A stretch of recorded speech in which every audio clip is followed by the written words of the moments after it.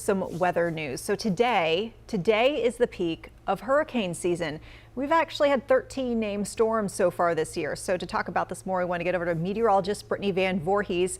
So Brittany, I can't believe it. I think are we at the M storm? We've already passed that? Yes, Mindy was the last named storm. We just dealt with that. It moved across Florida and really never had an impact to us. And we know that September 10th is the historic peak of hurricane season, but that doesn't necessarily mean that we're about halfway through. In fact, for the months of September and October together, historically, that's about 60% just in those 2 months. And in those 2 months are typically when we see not only the most development possible, but also some of the worst storms that we've all seen in the Carolinas. Now, some of those areas are historically the Gulf of Mexico, sometimes into the central part of the Caribbean Sea, which can sometimes then jump into the Gulf of Mexico. And the last area which we can oftentimes see is into the Western Atlantic.